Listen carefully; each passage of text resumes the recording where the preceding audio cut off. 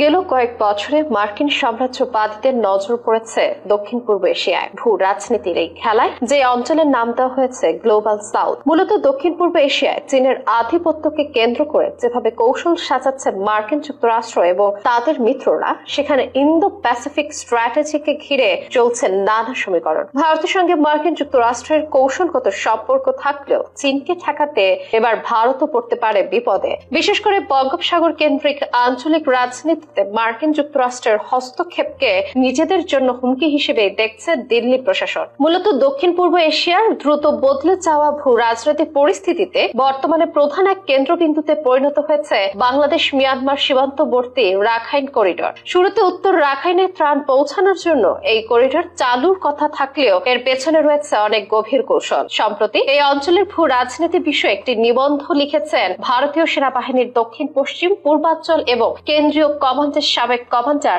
অভয় কৃষ্ণ। তার দাবি, রাখাইন রাজ্যের নিয়ন্ত্রণ ক্রমশ আরাকান আর্মির হাতে চলে যাওয়ায় তারা এখনো মিয়ানমারের একটি বড় অংশে প্রভাব বিস্তার করছে। এই করিডোর ঘিরে যুক্তরাষ্ট্র, চীন এবং আঞ্চলিক শক্তিগুলোর মধ্যে প্রতিযোগিতা আরো বেড়ে গেছে, যে কারণে এই অঞ্চলে বাংলাদেশের অবস্থানও জটিল হয়ে উঠেছে। অনেকের মতে এই করিডোর শুধু মানবিক সহায়তা নয়, বরং বঙ্গোপসাগরের গুরুত্বপূর্ণ সামুদ্রিক রুটে পশ্চিমা প্রভাব বিস্তারের একটি কৌশল। জাতিসংঘ, যুক্তরাষ্ট্র এবং বাংলাদেশের প্রস্তাবিত এই করিডোর দেশের সামরিক নেতৃত্বের মধ্যে উদ্বেগ সৃষ্টি করেছে। বাংলাদেশ সেনাবাহিনীর প্রধান জেনারেল ওয়াকারুজ্জামান এটিকে রক্তাক্ত করিডোর বলে উল্লেখ করেছেন এবং এটি দেশের সার্বভৌমত্বের জন্য হুমকি তৈরি করতে পারে বলেও দাবি করেন। এছাড়া রাখাইন করিডোরের প্রতি চীনের মনোভাব স্পষ্টতই নেতিবাচক, কারণ দক্ষিণ রাখাইনে কিয়া কফিউ বন্দরের মাধ্যমে একটি স্থল সমুদ্র করিডোর গড়ে তুলেছে চীন, যা মালাক্কা প্রণালীকে বাইপাস করে বাণিজ্যের সুযোগ তৈরি করেছে। এই করিডোরে পশ্চিমা হস্তক্ষেপ চীনের পরিকল্পনাকে আটকে দিতে পারে। বহু বছর ধরে মিয়ানমার সেনা সরকারের সঙ্গে ঘনিষ্ঠ সম্পর্ক বজায় রেখেছে চীন এবং আরাকান আর্মির মতো গোষ্ঠীগুলোর সঙ্গে পরোক্ষভাবে যোগাযোগ রাখছে। ফলে মানবিক করিডোরের মাধ্যমে আরাকান আর্মির ক্ষমতা বাড়ানো চীন সহ্য করতে পারবে না। তবে সবচেয়ে কৌশলগত বিপদে পড়েছে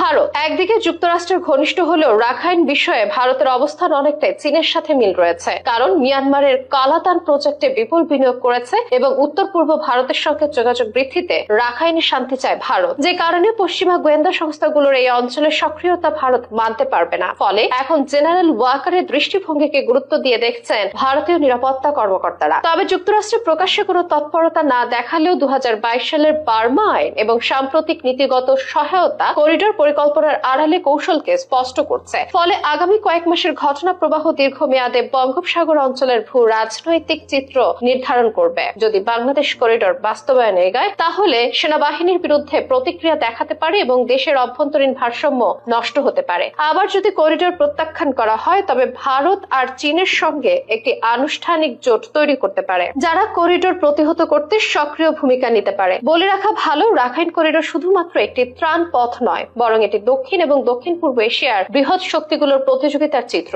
এই প্রতিযোগিতা অস্ত্র নয়, বরং রসদ এবং অবকাঠামোর মাধ্যমে পরিচালিত হচ্ছে। বাংলাদেশের জন্য এটি একটি সংকটপূর্ণ সিদ্ধান্তের সময়। করিডোর নিয়ে বাংলাদেশের পছন্দ নির্ধারণ করবে তারা স্বাধীনভাবে পথ চলবে নাকি অন্যদের কৌশলগত মঞ্চে পরিণত হবে। শেষ পর্যন্ত প্রশ্ন থেকে যায়, কে নিয়ন্ত্রণ করবে ভারত মহাসাগরে প্রবেশাধিকার, কার পতাকা উড়বে রাখাইনের বন্দরগুলোয় এবং কার আদেশে চলবে করিডোর।